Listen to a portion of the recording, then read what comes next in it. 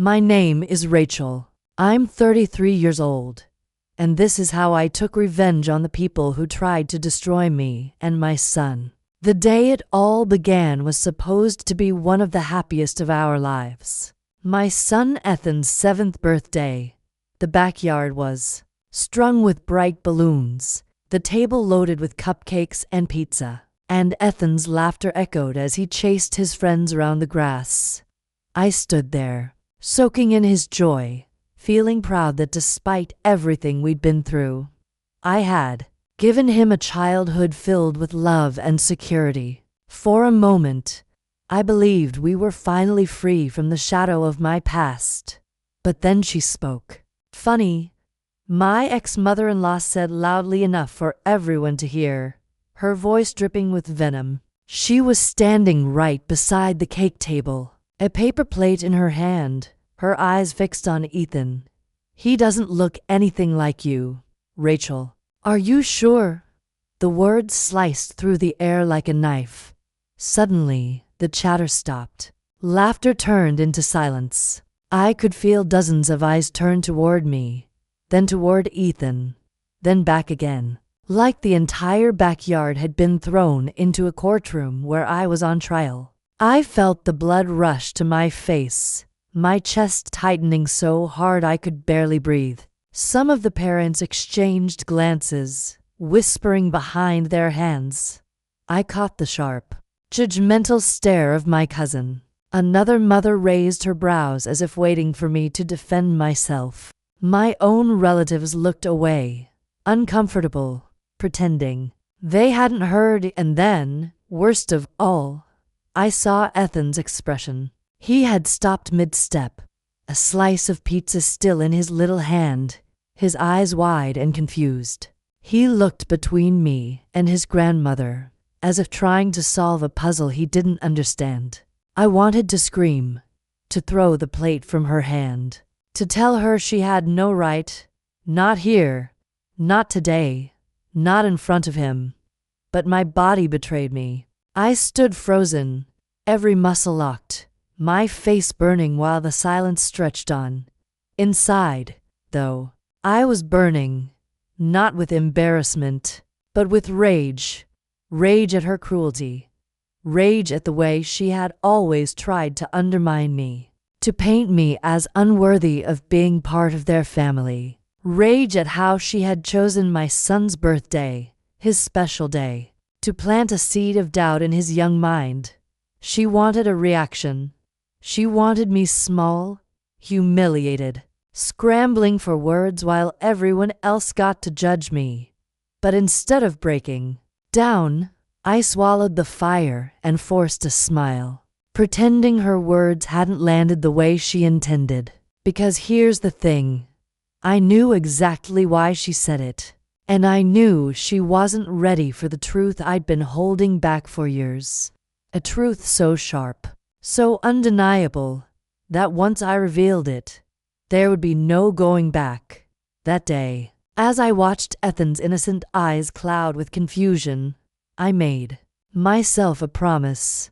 I wasn't going to stay silent anymore. If they wanted the truth, then they were about to get it, and it would ruin them. Would you like me to expand this with more tension and small background cues so it reaches closer to 600 words, or keep it tightly round for 150? I grew up in a modest, loving home, the kind where birthdays were celebrated with homemade cakes, and family meant everything. My parents weren't wealthy, but they gave me something far more important: security, warmth, and a belief that love could weather any storm. Maybe that's why, when I met Daniel in high school, I thought I had stumbled into the kind of forever love I'd always dreamed of. He was charming, effortlessly confident, and seemed to see me in a way no one else did. I was 17, and he was the boy who made my world feel bigger, brighter, full of promise. But Daniel didn't come from a world like mine. His family was wealthy, respected, and very aware of it. From the first time I met his parents, I felt their disapproval.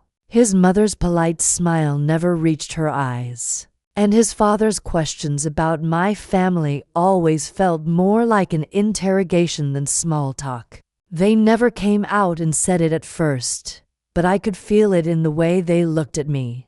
I wasn't good enough for their son. Still, Daniel told me not to care, that he loved me, and that was all that mattered. For a while, I believed him. We got married young, and I thought once they saw how happy we were, his parents would accept me.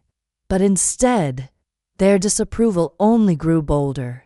Every holiday, every family gathering, came with subtle digs, comments about how Daniel could have done better, or how I was lucky he chose me. They'd smile when they said it, as though cruelty wrapped in sugar was easier to swallow. I learned to keep my head down, to swallow the hurt, to tell myself that love, our love, would be enough. But marriage has a way of exposing truths you don't want to see. Daniel wasn't the boy I thought he was. Beneath the charm, there was a selfishness that grew with time. He wanted the admiration his parents gave him, the freedom to chase his own whims, but not the responsibility of building a real life together. And when we struggled with fertility, the cracks widened. Month after month of disappointment, doctor's visits, quiet tears in the bathroom. It wore me down. I felt broken, and his parents didn't help. They whispered their doubts to him, blamed me for our struggles, and I could feel Daniel slipping further away. After years of heartbreak, I finally became pregnant with Ethan. I thought it would save us, that holding our baby would remind us why we chose each other. But the truth was, by then, our marriage was already crumbling. Daniel was distant, restless, and I discovered the lies, the late nights that weren't work, the affairs I pretended not to know about until I couldn't ignore them anymore. When Ethan was just a toddler, Daniel left, not with a fight, not with an apology, just gone. He said he couldn't do it anymore, and in his absence, his parents stepped in. Not to help, not really. They loved Ethan, but with conditions. They made sure I knew I was dependent on them, that I should be grateful for every ride, every check, every time they helped out. And each time, they reminded me I wasn't enough on my own. You should be thankful we're here, his mother would say, her voice dripping with false kindness.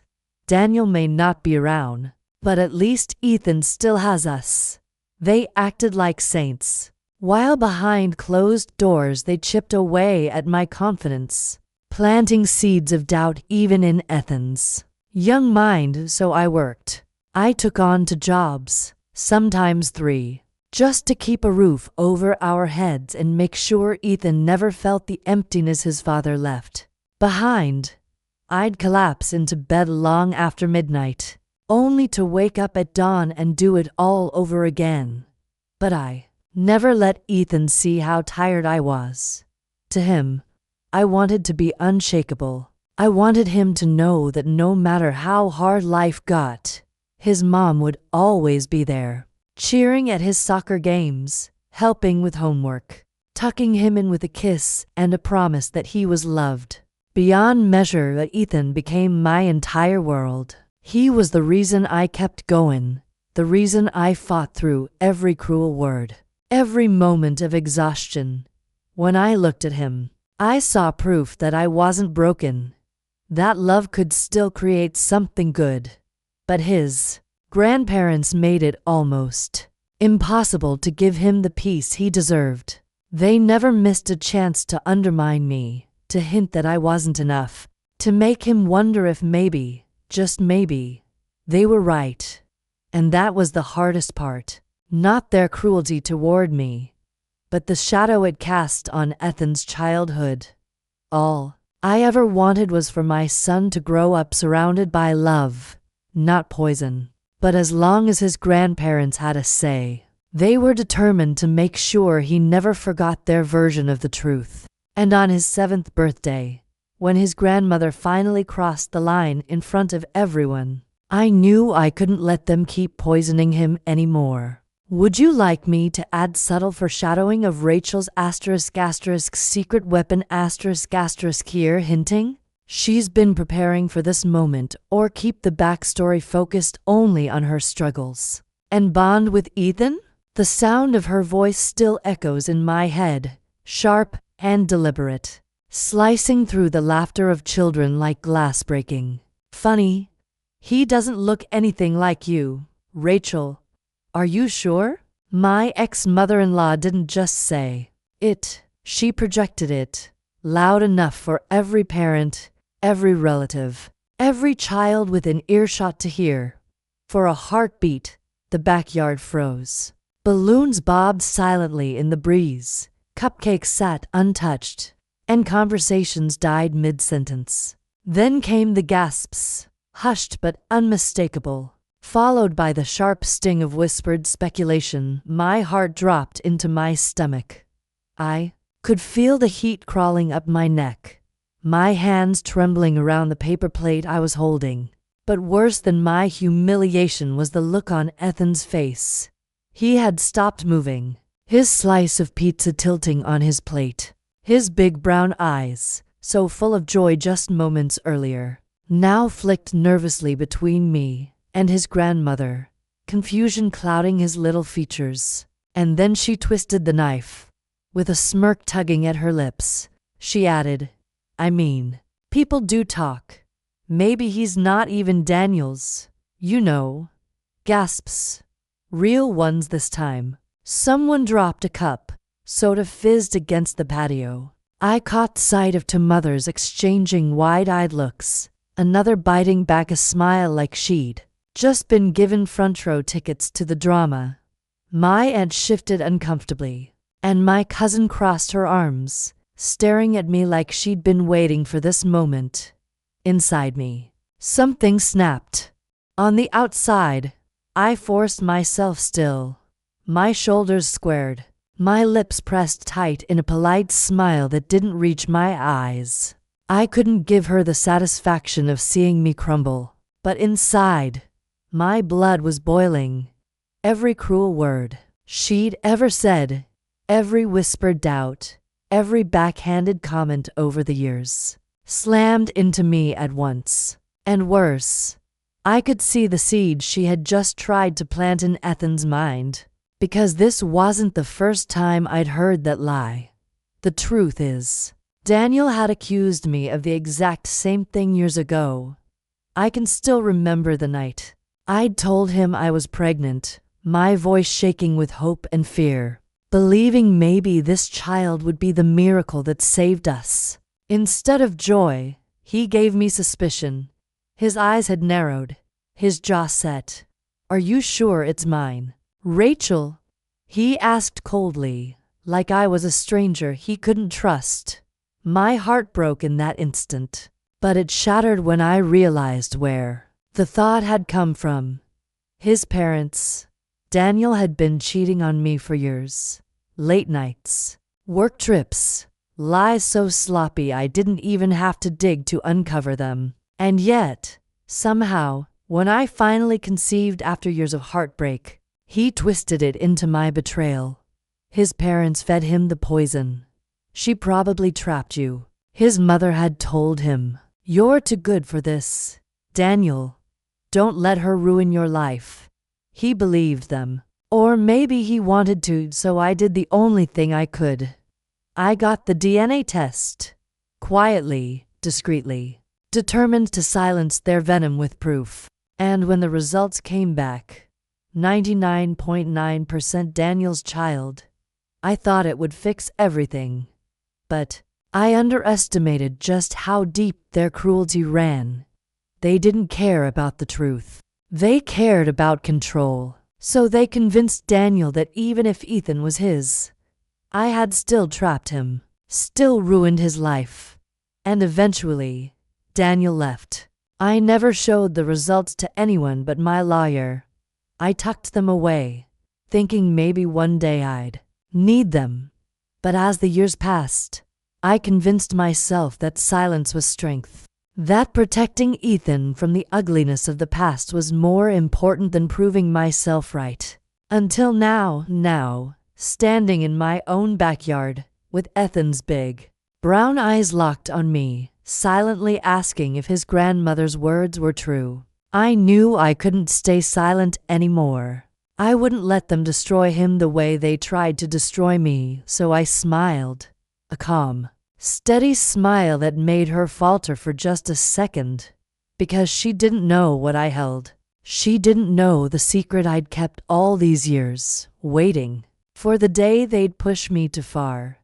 And that day had come. That was the moment I knew. I tell you now, their game was over. They wanted to humiliate me.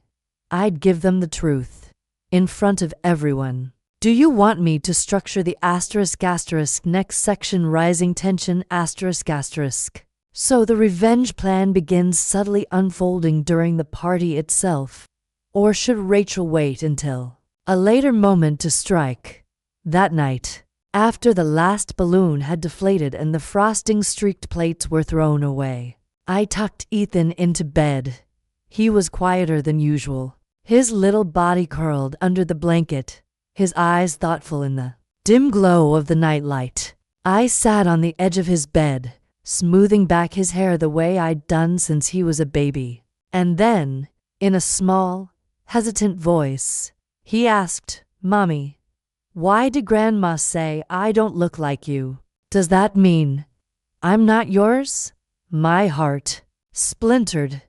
I forced a smile, even as my chest felt like it was caving in. "Oh, sweetheart," I whispered, brushing my fingers along his cheek. "You are mine. You'll always be mine. Don't ever believe anyone who tries to tell you otherwise." He nodded slowly, but I could see the worry lingering in his eyes. I kissed his forehead and hummed him to sleep. But long after his breathing softened, I sat there, watching the rise and fall of his chest, wishing I could shield him from every cruel word ever spoken. When I finally slipped out of his room, I collapsed on the couch, my mind replaying not just that night, but years of venom from Daniel's family.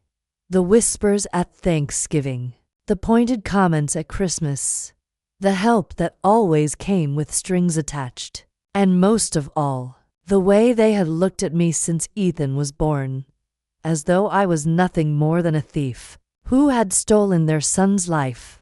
The next day, I confided in a close friend, someone who had been there through the worst of my marriage. "Rach, you can't let them keep doing this," she told me firmly. "They're poisoning Ethan. You have to fight back." I wanted to. God, I wanted to. But the fear sat heavy in my chest. What if it makes things worse? I whispered. What if they turn him against me? What if I ruin his chance at having a family that loves him? "Do you really think they love him?" she countered softly.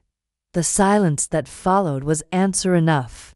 That night, after Ethan fell asleep, I pulled down a showbox I had hidden deep in the back of my closet.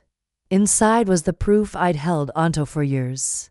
The DNA test, bold, undeniable numbers confirming Ethan was Daniel's son. Court records from our divorce, documenting Daniel's abandonment. Screenshots of text messages where Daniel had admitted, in his own words, that he'd been unfaithful, that he'd left because he couldn't handle being tied down, and photographs burned into my memory of Daniel smiling arm in arm with another woman while I was still pregnant with Ethan. I spread the papers across my coffee table, my hands trembling as I looked at them. They weren't just scraps of evidence. They were my life, the pieces of truth I had been too afraid to wield. I realized then that staying silent hadn't protected Ethan. It had only given his grandparents room to twist the story. But even with the evidence in front of me, the fear gnawed at me. Nights stretched into sleepless hours, my mind racing with scenarios. What if they tried to take Ethan from me?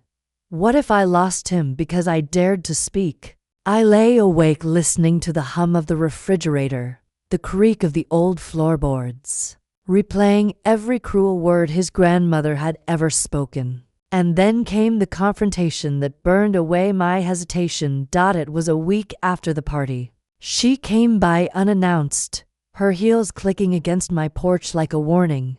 I opened the door, and there she stood, perfectly put together, her smile sharp as a blade. "Rachel," she said sweetly, her eyes flicking past me, searching for Ethan. I just wanted to check in. Poor boy. It must be hard, not knowing where he belongs. I clenched the doorframe so tightly my knuckles turned white. "He belongs with me," I said evenly. Her smile widened, but her eyes glittered with cruelty. She leaned in slightly, lowering her voice. "Deep down, you know you'll never belong in this family, and neither will he. You can fight, but you'll never change that." For a moment, I couldn't breathe. Not because her words hurt, not anymore, but because I realized she was right. I would never belong in their family. But that wasn't a curse. It was freedom. I straightened, meeting her gaze without flinching. "You're right," I said softly. "I don't belong in your family, and neither does my son. And I promise you, you'll never have the chance to hurt him again." The smirk faltered. Just for a second, enough for me to see the crack in her armor. When I closed the door that day, my decision was made. No more silence. No more letting them poison Ethan's childhood. I had the truth, and I was going to use it. The stage was set. They thought they could shame me, break me, make me small. But they had no idea what was coming. "Do you want me to make Rachel's revenge plan in the next section climax? A public reveal at a family event? Or a legal, official move that shocks them even more?" I chose a Saturday evening, the kind of night when excuses would be harder to make. I invited Daniel, his parents, and a few mutual friends under the pretense of clearing the air. I even worded the message carefully, saying it was about what happened at Ethan's birthday party and that I wanted peace for Ethan's sake. Predictably, curiosity outweighed caution. They all came, dressed neatly, polite smiles plastered on their faces, as though they hadn't just tried to rip the ground out from under me days earlier. We sat around my dining table, the hum of small talk filling the air. I poured coffee, served dessert, and let them chatter. My face calm even as my heart pounded beneath my blouse. Daniel's mother wasted no time slipping in another jab. "I suppose this is your attempt at damage control?" she said smoothly, her eyes glinting as though she'd already won. I smiled. "In a way, yes." The table fell quiet. I reached down and lifted the folder I'd placed on the chair beside me, setting it gently on the table. For a moment, no one spoke. Then I opened it, and the first document slid free. The certified DNA test. "I'd like to start with this," I said evenly, passing copies across the table. Daniel's mother took hers with a skeptical smile, which quickly faltered as her eyes scanned the bold, black numbers. Daniel's father adjusted his glasses, his face paling. "This," I continued, "proves that Ethan is 99.9% Daniel's biological child.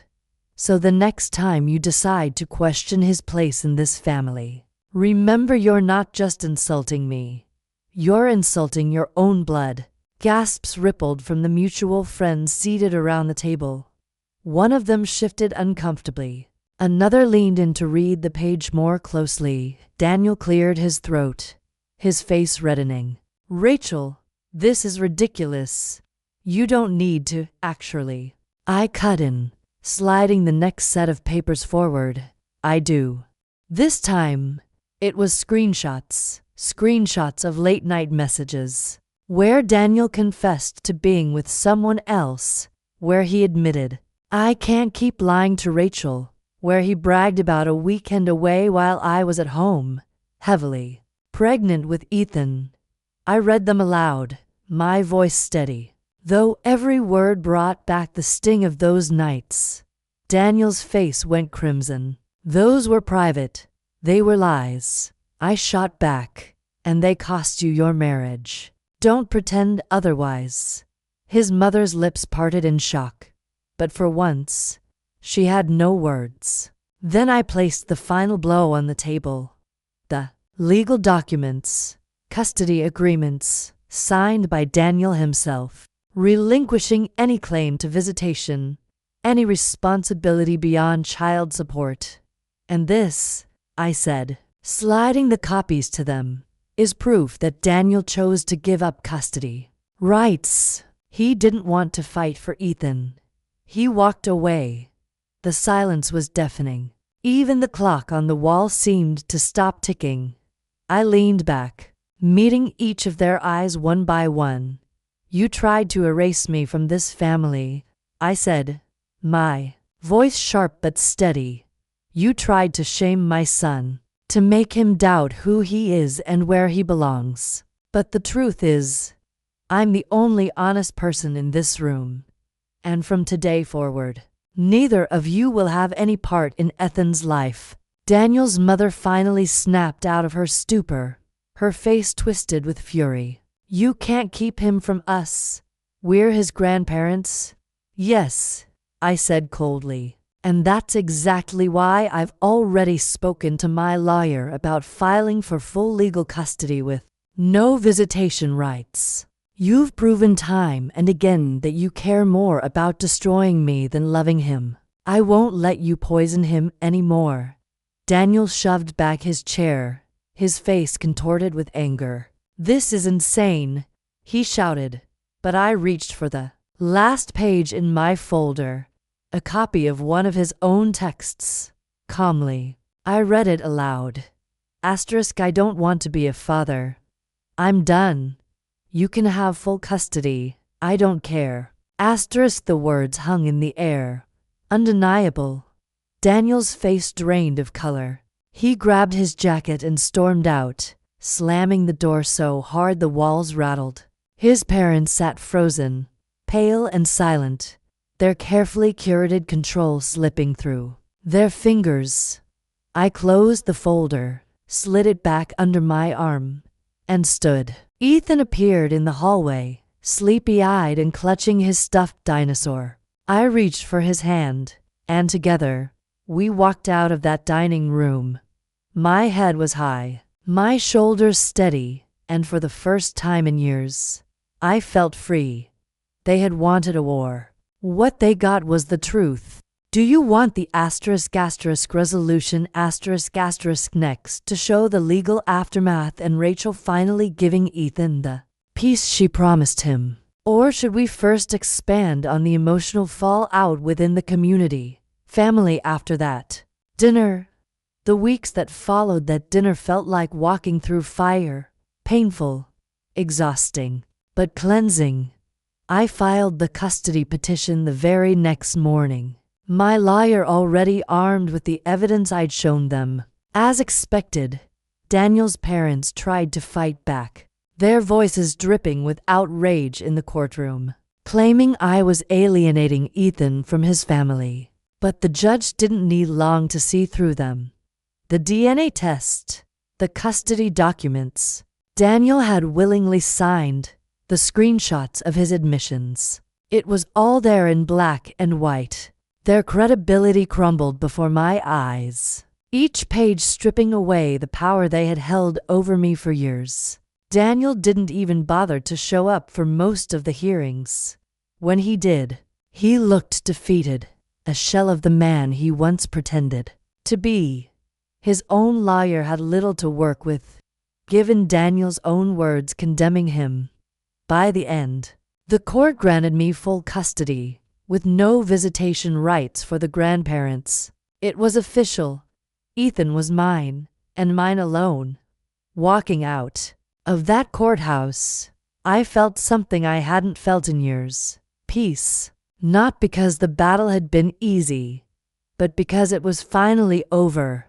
For so long, I had lived under the weight of their judgment, their whispers, their endless attempts to chip away at me. But now, the chains were gone. The transition wasn't immediate. At first, I worried about how Ethan would handle the sudden absence of his grandparents. But to my surprise, he didn't cry for them. He didn't ask for them. Instead, he seemed lighter, freer, as though he had felt their tension all along and was finally able to breathe without it pressing down on him. He laughed more, slept better. Even his teachers noticed the change, telling me he seemed happier, more focused, more confident. As for me, I began to rebuild. Not overnight, not without scars, but piece by piece. I poured myself into creating a home that was steady and warm, where Ethan could grow without fear of being made to question who he was. I started saying yes to little